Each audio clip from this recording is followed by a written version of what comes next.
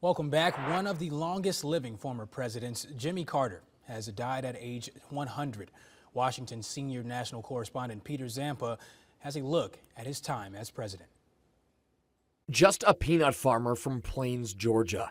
From relative obscurity as the governor of Georgia, Jimmy Carter surged to national notice in 1976 in the wake of scandals of the Nixon years and the Vietnam War. But the optimism of the bicentennial year and the Olympics and an election promising a future as bright as Jimmy Carter's toothy smile quickly turned to the reality of governing. Carter established new federal agencies, the Department of Education and the Department of Energy, along with FEMA, the Federal Emergency Management Agency. He also partially deregulated key transportation industries, the airlines, railroads, and trucking. But those successes ran afoul of economic woes. The Federal Reserve combated rising inflation with high interest rates, a policy which worked in the long term, but also angered the average American in the short term.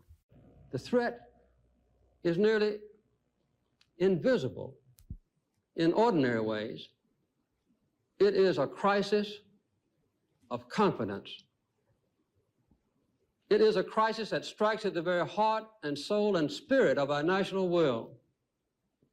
We can see this crisis in the growing doubt about the meaning of our own lives and in the loss of a unity of purpose for our nation.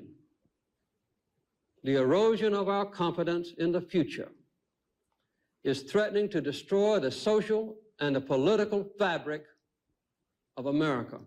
His success with the Camp David Accords, peace between Israel and Egypt, was complicated by the Iranian Revolution, which overthrew the Shah and found 52 Americans held hostage in Tehran for 444 days.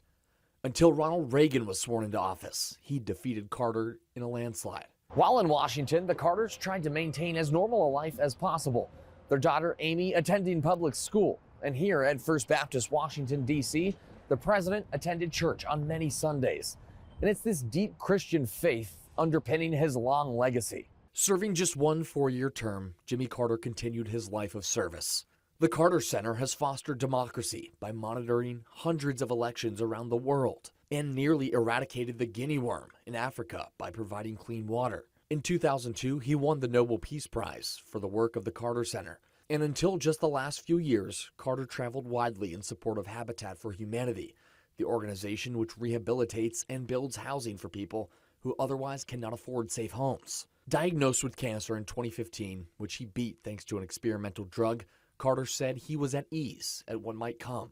He'd lived an exciting, adventurous, and gratifying existence. And he summed up his 4 years as the 39th President of the United States, saying he'd achieved his goals to protect our nation's security and interests peacefully, and to enhance human rights here and abroad.